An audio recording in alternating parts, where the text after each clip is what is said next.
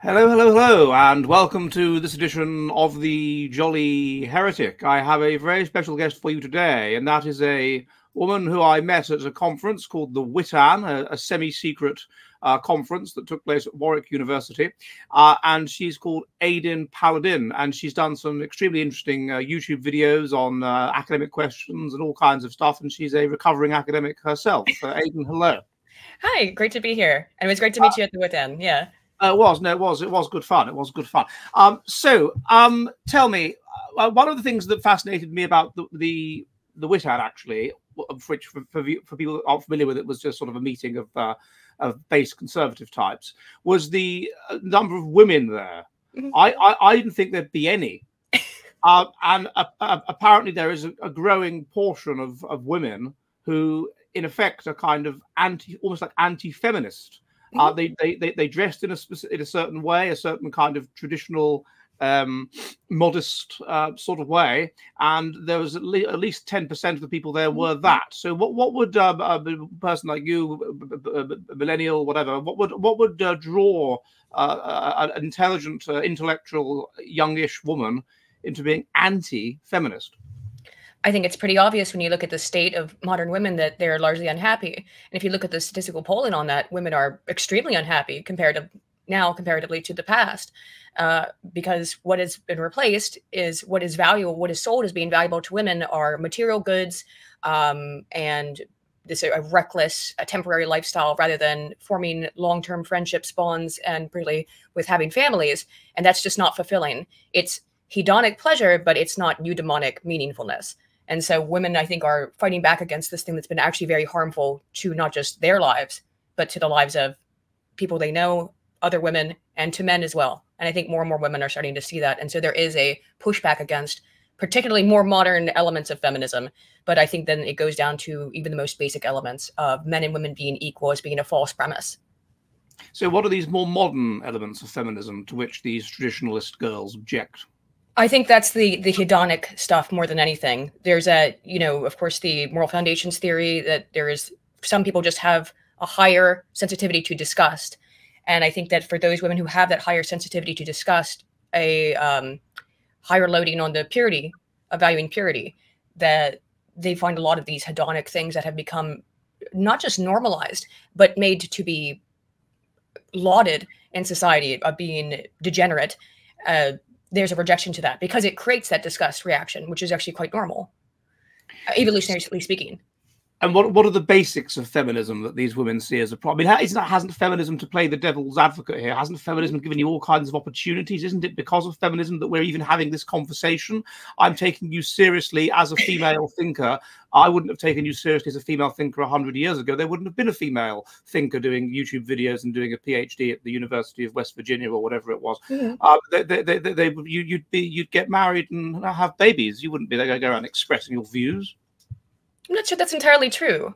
Throughout the course of history, I actually think that well, I mean, of course, there's the truism or idiom, whichever you want to call it, of behind every great man, there's a great woman, etc.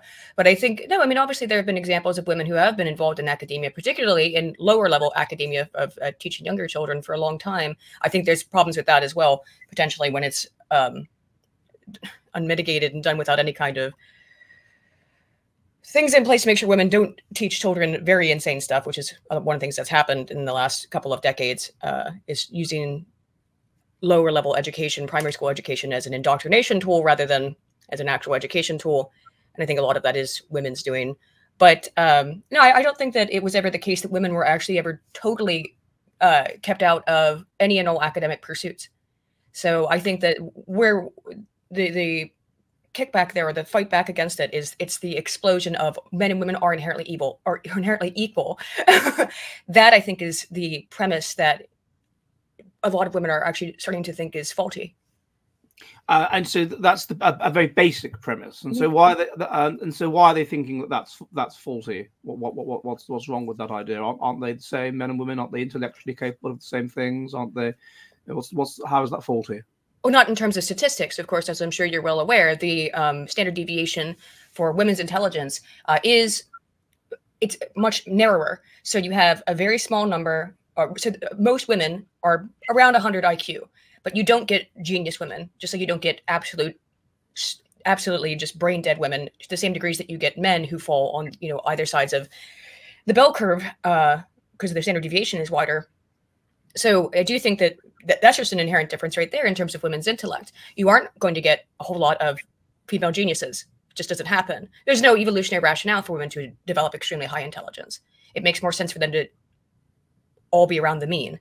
Whereas for men, why is that? Why is that? Because women are seeking to reproduce, obviously. So you don't want strong aberrations, I think, because that can turn men off.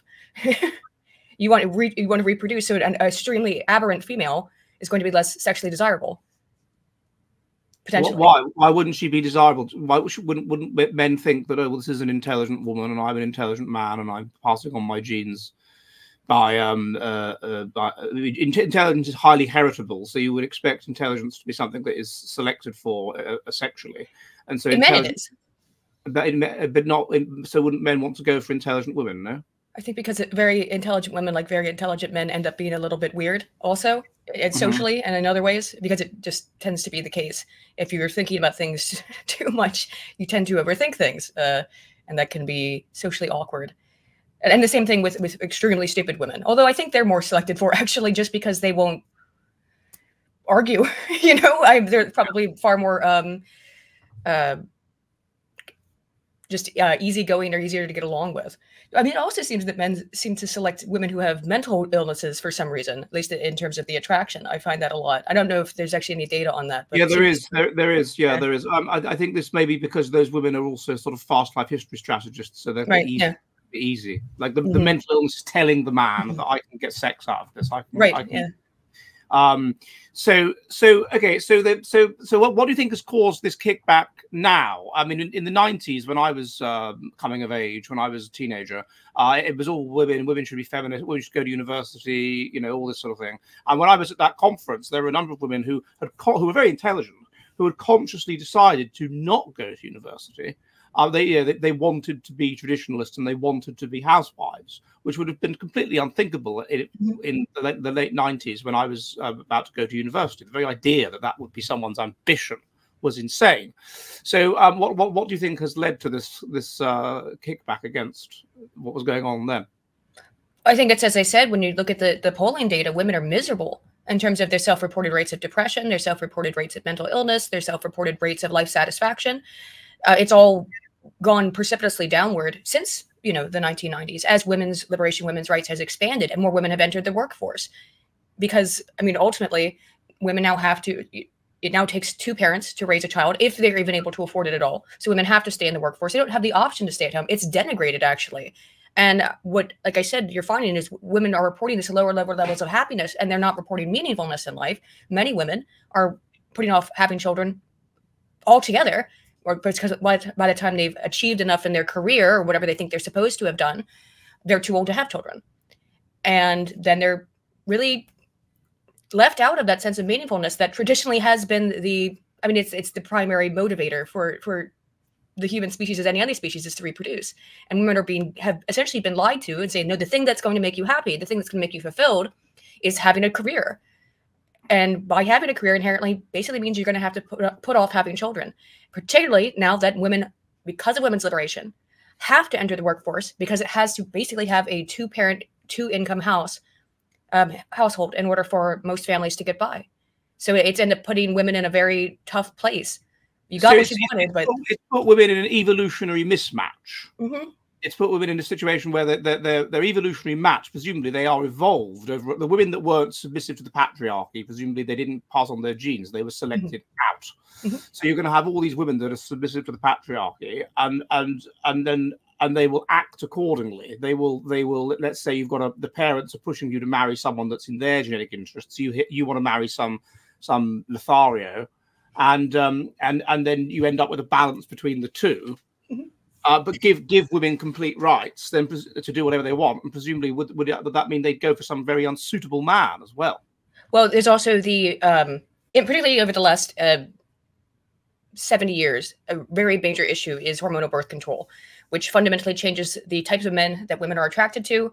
And it also, when women stop taking birth control in order to conceive, because the change in the men that they're attracted to is different, particularly women who are taking the hormonal birth control are stuck in the luteal phase or simulated luteal phase of the cycle where the body essentially already thinks that it's pregnant.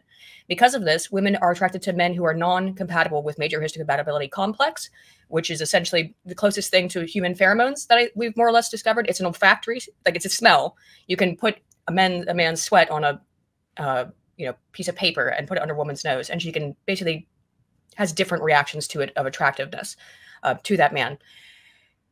It's not exactly pheromones, but if I may. So you're saying that when a woman is not on the pill, she is attracted to essentially sort of like ideal levels of genetic similarity. Yeah. Yes, right. It's ideal similarity and dissimilarity because, of course, we wouldn't want to be attracted to a sibling, but it's ideal similarity and dissimilarity. Whereas women who are taking the pill are attracted to men who are less masculine and are not major histocompatibility complex compatible. Less masculine. Why would they be attracted to men that are less masculine? My hypothesis on that is probably because the body already thinks it's pregnant. So you don't need a masculine man. You want like a protective figure. You want more women maybe to help, come around you and protect you in that way. Not so interested in the more masculine man at that point. Yes, I spoke to a woman who once who had a boyfriend but was also having an affair, and she found the more masculine, dominant, more successful man attractive at one point in her cycle, and then at another point in her cycle she was attracted to her cuck beta boyfriend. Exactly. That's the luteal phase, which is the right before menstruation. Basically your body doesn't know if it's pregnant or not, so the assumption is yes. I'm being very colloquial with the way I'm describing the system. Go for it. But because of that, and that's how the pill locks women into that stage of thinking it's constantly in that stage. And in fact, most women get told when they're taking the pill to never stop taking it. Sometimes they'll tell you to stop taking it for a couple of days to kind of reset it. But a lot of times doctors will tell women to just take it for 30 days and then start the next pack. And they do have placebos in there, but some of them, women they tell them not to take the placebos. They tell them to just keep injecting their bodies with this hormone constantly. And then they do it for years.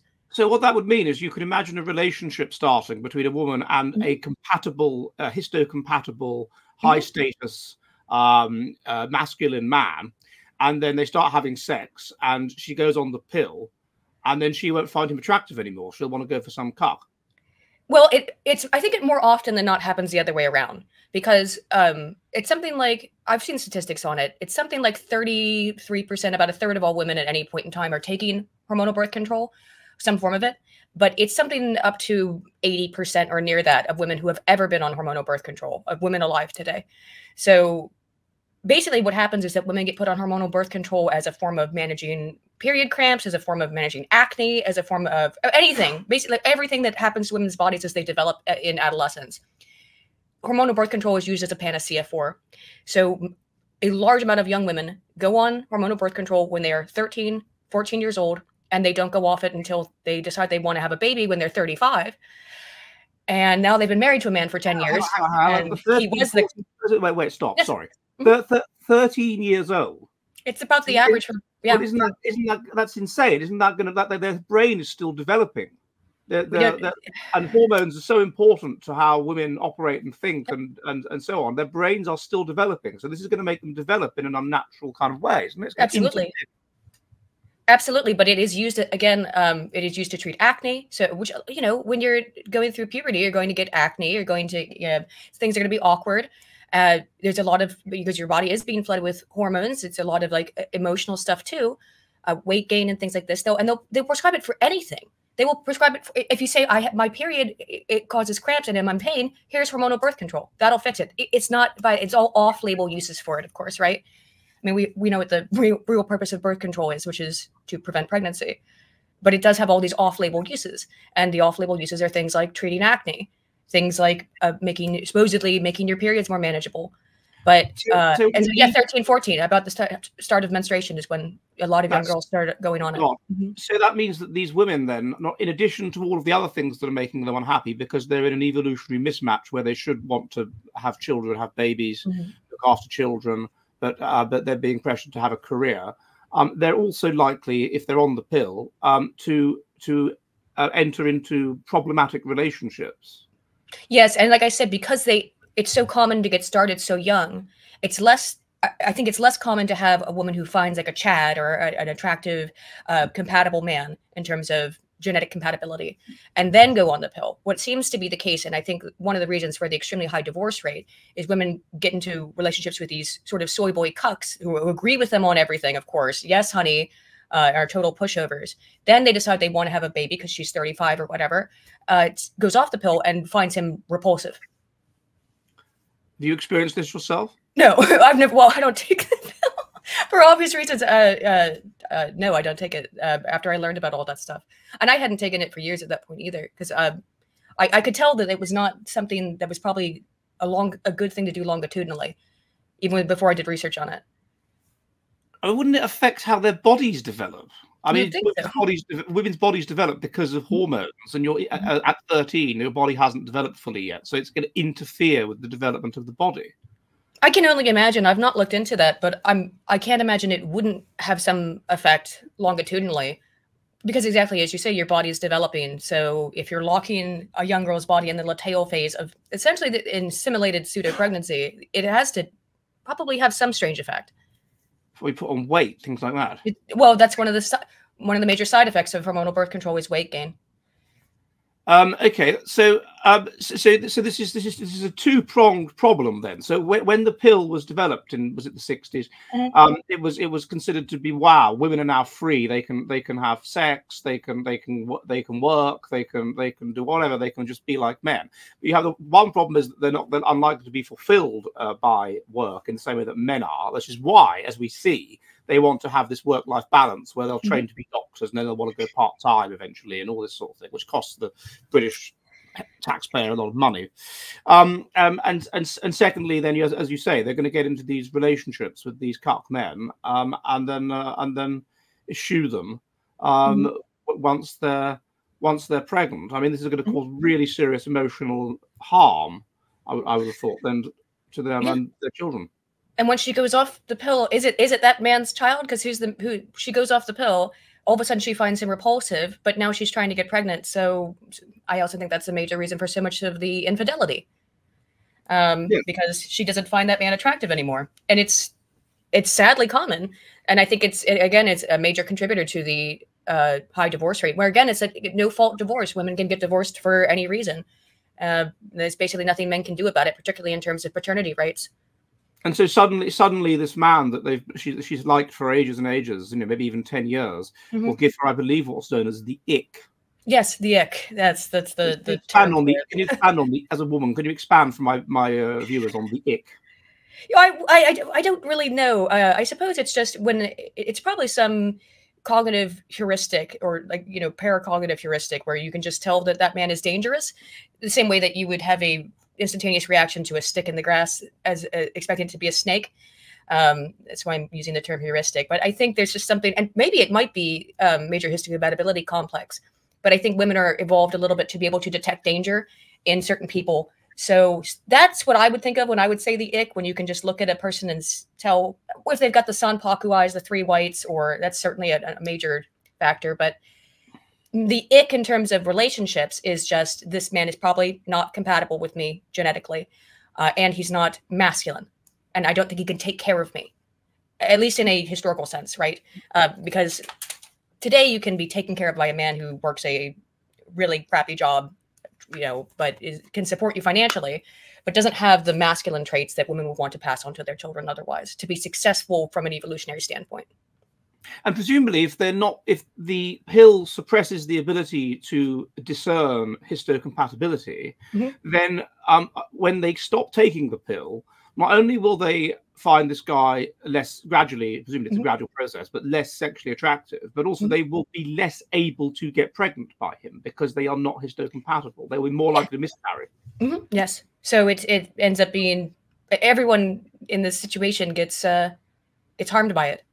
I've frequently said that hormonal birth control, female hormonal birth control, has been one of the most devastating things to affect human society in the last 100 years, and its effect, I think, is very frequently downplayed, considering the number of women who are on it and the pretty severe effects that it has. And what are the psychological? So if you imagine, like, we now have a society where there's all these women in positions of power, positions of influence, which didn't used to be the case, of course. I mean, when I was a kid, everybody that was important in England, except the prime minister, was a man. So you've got these members of parliament, the people that are these people, and they're on the pill. So they're in that phase. Well, I forget the word you used. Le tail phase. So what's that going to do? Like if these women are politicians or judges or it was. I mean, when we had the Spice Girl government in Finland some years ago, we had these 5 women running Finland, 4 of whom were menstrual, and may well have been on the pill. So they're running Finland. So I had this idea at the time that maybe like their periods would coordinate. And once a month, every month, suddenly Vladimir Putin would be getting messages that Finland is very angry with Russia and intends to invade, and all its guns are pointed at Russia. And Mr. President, you have to be careful. The Finnish government are very angry. And then once a month, every month, then Finland is saying to Putin, "Okay, let's be part of Russia. Let's stop being independent. We love you." That's if they are going through the menstrual cycle. But if they were into the tail phase, then what would their constant attitude be towards Russia? Well, you still, yeah, I guess they still menstruate though. So if they are taking the pill normally, you can take, again, if you don't take the 4 days or 5 days, whatever it is, of the placebo, then you do menstruate normally. If you don't take those placebo pills, you just will not menstruate. So you can actually choose to not have a period. And so like what I said, some doctors will recommend that for some women. I believe it's called double packing. Yeah, or something like that. But if you are taking it with the placebo and cycling, yes, I could see the PMS sort of thing that you described there as being possible. But if they're stuck in the luteal phase, I can't imagine it would change behaviors. There's the opposite effect with men too. So there's been a study that found that men throw more or give more tips to strippers when they're not on birth control. So it actually makes men less attracted to women as well. So it goes both ways on that. But I would imagine, yeah, it has to affect. They can tell that a woman is not likely to get pregnant, and therefore they are less attracted to her. Yes, it makes sense, doesn't it? That makes sense. Right. What if she can tell from the scent? I'm using that colloquially again because it's not really olfactory. But if women can tell from the scent, then it makes sense that men can tell, and vice versa. Well, I'm under the impression that when a woman is ovulating, her skin gets lighter. Yes. And that this is one of the reasons why men are in all cultures generally attracted to lighter skinned females, because it tricks them into thinking that they're ovulating and therefore they're sexier. So I'm sorry, maybe I misunderstood in asking you the question. If they were in that tail phase, how would it affect generalized behavior, generalized attitudes towards life? Right. I'm not sure in terms of generalized behavior. The research I've looked at has mostly been on attraction and the relationship with men. But I would imagine that if it's making women more attracted to men who are less masculine, I could see why then you'd have a problem. You'd have a lot of female politicians have a problem with someone like, say, Vladimir Putin or Donald Trump. Right, exactly. So you got so one of the reasons, that's what I was thinking of. So one of the what it would do is it would make the women, in a sense, even more, almost ironically, because even more feminine oriented in a traditional way. It would make them even more sort of almost like conflict averse, perhaps. Yes. Because she's body thinks it's pregnant. Yes. So conflict averse, wanting to be near other women who can help, come around and help with the eventual childcare or whatever, as you would have had in more of a tribal sort of society.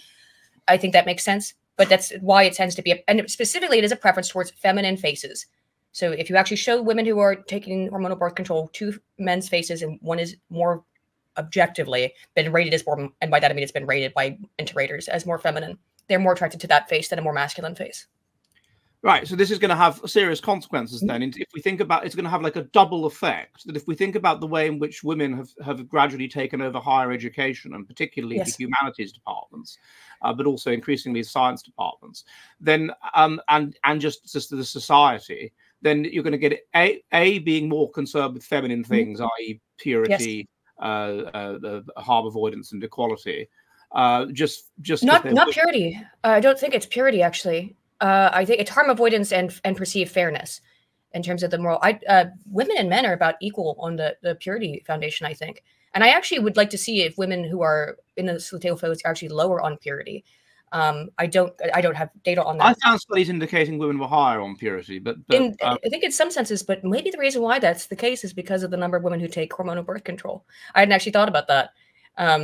Why women and men are obviously the Moral Foundation's research is new. It's in the last 20 years, a time during which, again, well, they're more half of women are on hormonal birth control. They're more anxious. Yes. Well, there's a neuroticism element. Yeah. So one idea I had is that one of the reasons potentially why there was this massive backlash again, and this imbricates what we were talking about more women in radical right movements, is that one of the reasons I wonder why there was this massive puritanical conservative reaction in the 19th century was because all of against what had previously been a sexualized culture or whatever of the 18th century, relatively so. Is that you had all of these diseases that became endemic at once, and so suddenly you've gone for people just unpredictably dropping dead of cholera and whatever, and that's and also syphilis became endemic. Yes. And so you're gonna get women reacting much more severely to that. And then where women go, I suspect men go because men want to get the women. Yes, right. And so I wonder as well if that's true, if that's what's going on, if the presence of women in these movements, like of these traditional whatever Witam, is indicative of things moving that way, because women don't like they don't like insecurity. They want to be where the future more powerful men are going to be. They can read the room better. They can work out what's going on better. So does the growing number of women in a group like that imply that things are kind of shifting away from work, do you think? I never have any time. I'm extremely disorganized. Things basically overwhelm me. I don't know why this is. It's probably some sort of genetic thing. I'm basically present-oriented, a fast life history strategist. I really should find out more. And in order to do so, I should probably read this book, Blueprint by Robert Plomin. It's a fantastic book, and it looks at the genetics of our psychology, the genetic reasons why we have the kind of personalities we have, why we have the kind of intelligence we have. Maybe that would help me make sense of why I'm like I am. I should read that book. But the problem is, as we've established, I never have any time. So I don't really see how I can read it. Or so I thought, until I discovered Legion.com. What Legion.com does is it takes the most basic and interesting books, including Blueprint by Robert Plomin, and it summarizes them into just 25 minutes, and then it allows you to listen to those books. That's my problem solved. Legion.com. And if you sign up today with the code TJH, then you will get 10% off. Legion.com. All the base knowledge from your phone straight into your brains. Well, yes, and I think that is probably true, and I think it is a good indicator because, again, women are social selectors. They ultimately get to choose what men pass on their genes,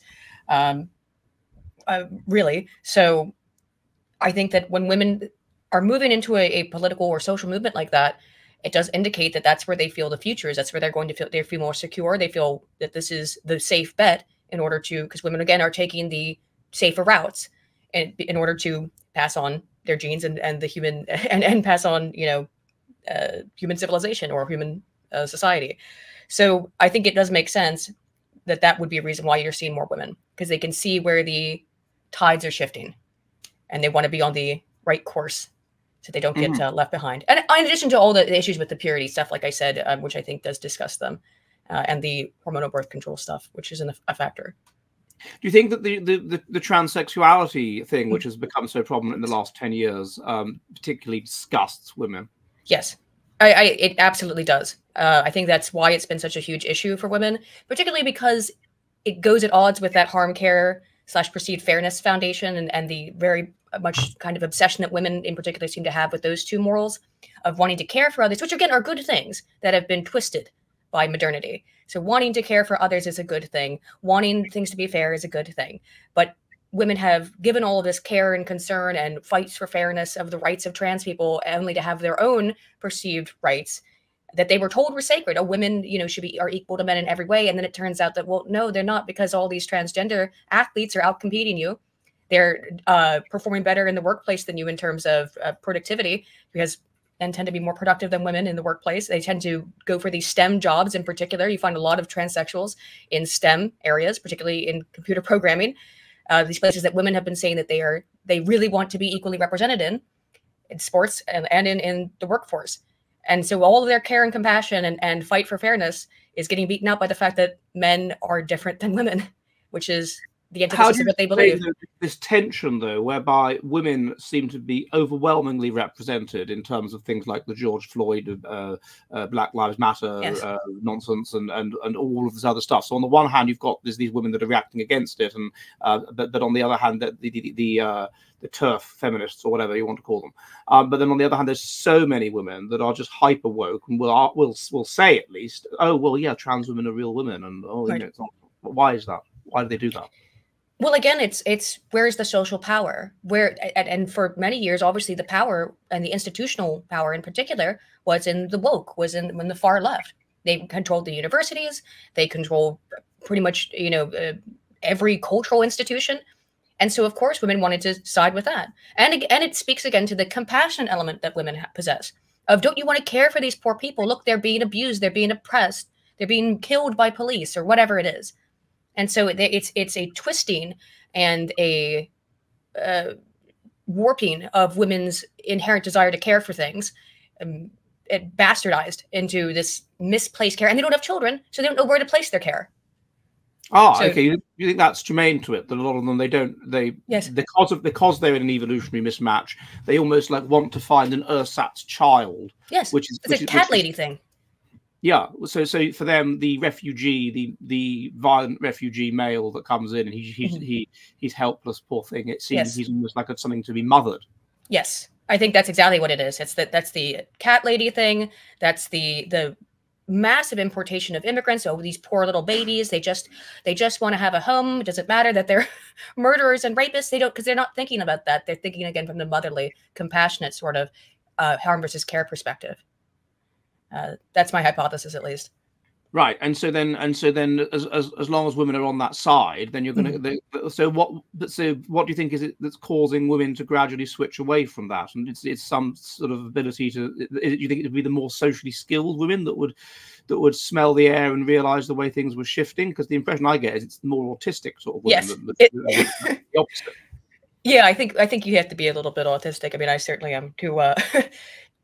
I think to judge it at this point as maybe moving in a different direction. It's also not socially acceptable, and women want to be socially acceptable. Now, it's socially acceptable within the small little group or these groups of people that are forming now and becoming more organized.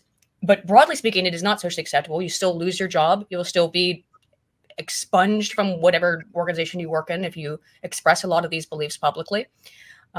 So it is dangerous in that sense for women to do it, and that's why the majority do not, and are going to stick still for now, even as the woke is being put away, are going to probably still stick on that side as the safer bet.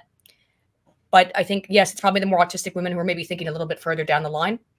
And also it's because what does the right offer that the left does not? Children, family, traditional values. And women do actually want that. Women have largely been oftentimes the champions of traditional values throughout human history, quite staunchly so. Because they help women.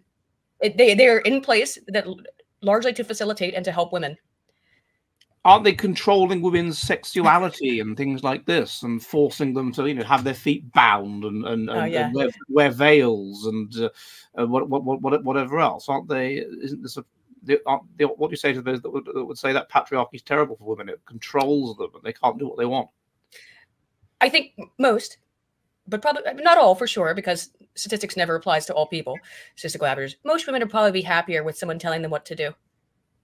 I mean, look at the common trope of where do you want to go to dinner?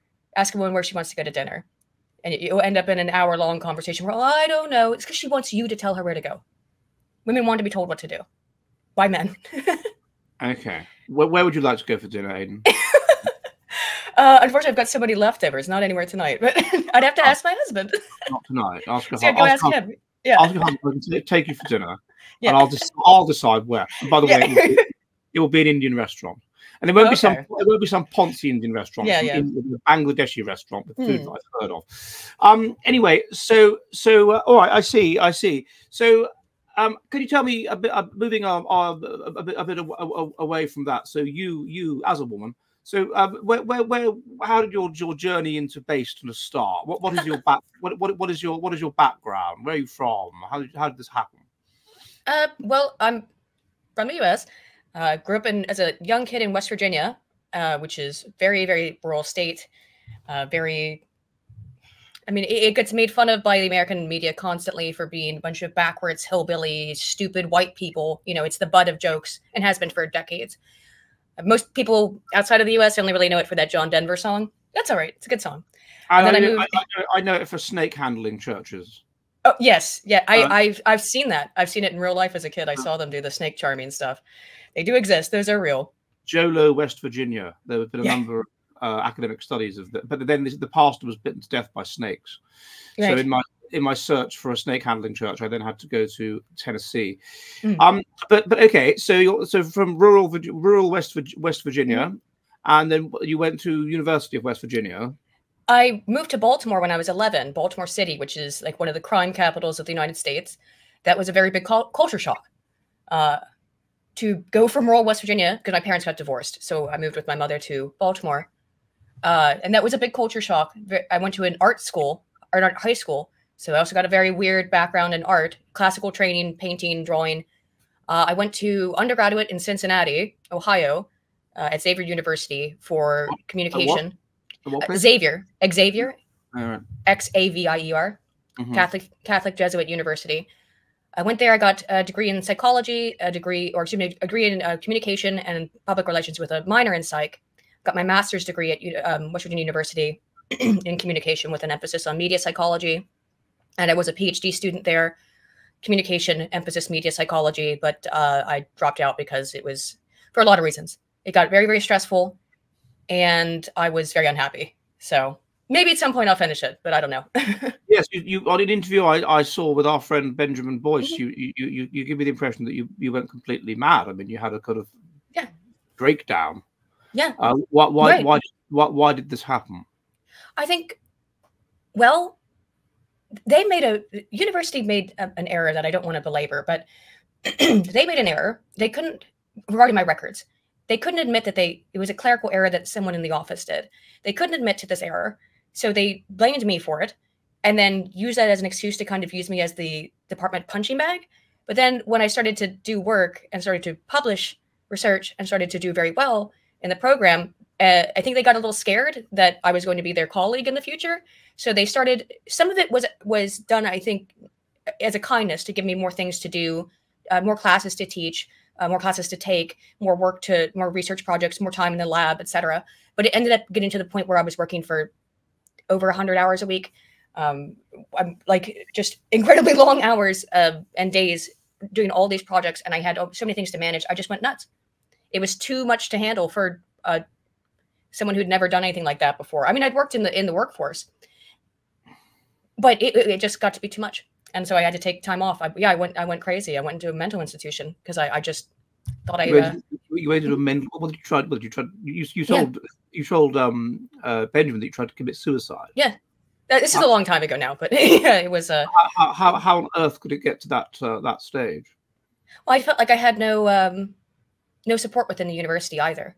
So they were asking me to do all these things, and I would do them, and I'd excel at it. But then anytime there was even like some minor anything that I could be criticized for would be an enormous blow up of, I mean, they'd reprimand me in front of the whole class, and no one else they'd ever did that to. It was a very weird, I don't know what happened. Like I think what it was is they screwed up. They couldn't accept that they screwed up.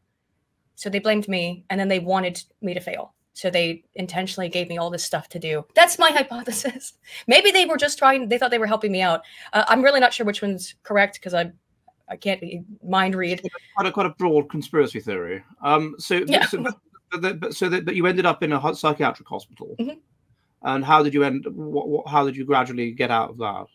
Well, I think they put me in there for 6 weeks on like a mental health hold. And then when I came out, I obviously couldn't go back. So I took the rest of the semester off for sabbatical. and I couldn't not work. I had to be doing something. I don't personally understand people who can just kind of sit around and play video games all day or watch TV. I mean, from time to time, that's fine, but I have to be working and researching or something. And that's when I got really into politics, because it was during the 2016 election cycle.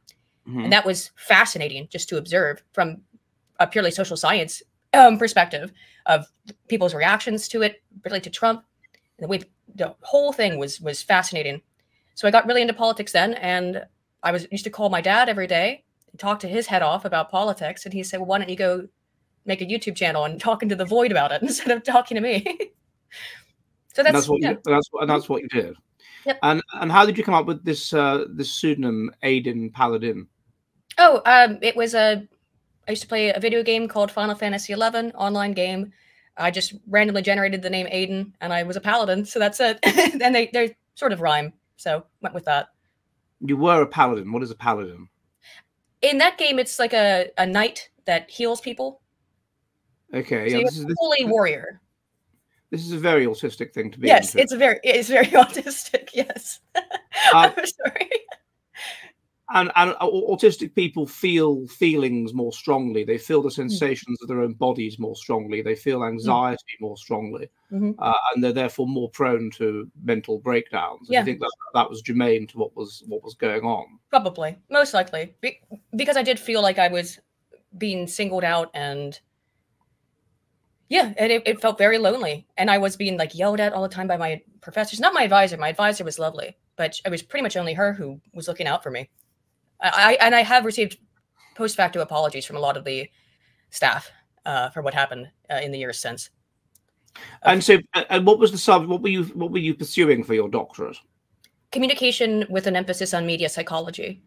I helped, along with my advisor and her husband, so I kind of had two advisors, the National Communication Association Conference, Video Games Studies Caucus, and also at the International Communication Association. The Video Game Studies Conference, CUCKS, excuse me. That was my main area of research, was video game studies. But you moved into politics, and I thought the area that you did a presentation on the WITAM was very interesting in terms of what's happening at the moment. So could you possibly expand on that? What it basically, the gist of it was that the democratic process makes people very miserable. Even thinking about politics, thinking about your participation in politics tends to increase people's reports of depression, stress, anxiety. And it gets worse near elections, but it appears to be compound in that there isn't really a release valve after the end of an election. It's a little bit of a release, but it still is compounding and making it worse. Basically, it's only when people totally get away from politics that they can start to get away from the stress that it causes. So the constant deluge of political information that people are exposed to, particularly in the modern media landscape, is making them miserable. It's one of many, many things, of course, which is why we find these increasing rates of depression and mental illness in society. So exposure to politics makes people unhappy. Seems so. They'd rather not know about it.